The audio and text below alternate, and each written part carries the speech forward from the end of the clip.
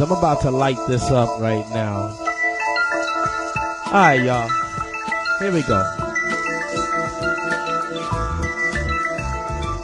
Just to be clear,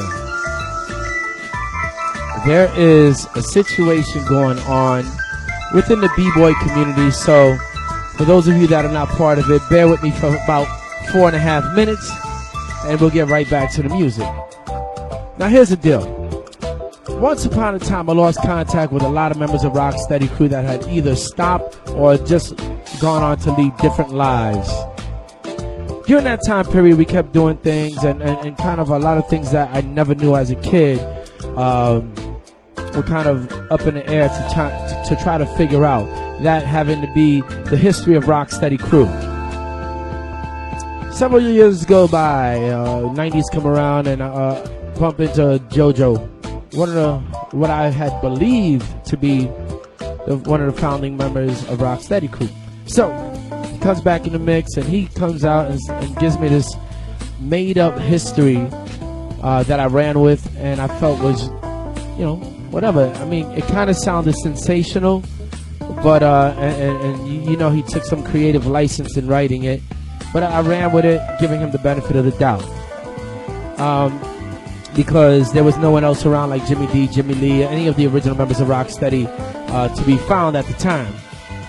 Fast forward years later, put him on stage, give him a platform, let people know JoJo's around, blah, blah, blah, blah, all these things going on. Giving him props for what I believe to be true in terms of his history in Rocksteady. Now, this isn't to take away from his actual contribution to Rocksteady, being a member and being one of those frontline warriors. That's all cool. Much respect, much love for that. Always credit for that. I will not try to take credit from the brother for any of his accomplishments. But when it comes to the history of Rocksteady Crew, I was misled. Because eventually I went to go check out my man Jimmy Lee. And he had told me, he was the original vice president. He was the founder of Rocksteady. Then a couple of years later, a couple of years ago, I ended up speaking to Jimmy D. Jimmy D told me exactly how Rocksteady came about. And the way that happened was, this is the actual story. Him, Jimmy D and Jimmy Lee were going bombing, right in Graph. And that night that they were going to go tagging, they actually didn't want to. They wanted to go practice. They wanted to be more B-boys than writers.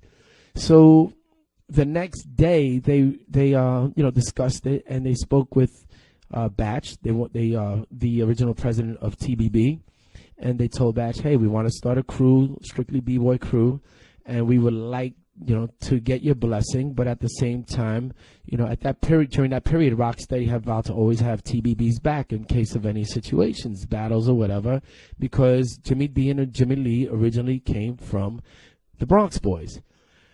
After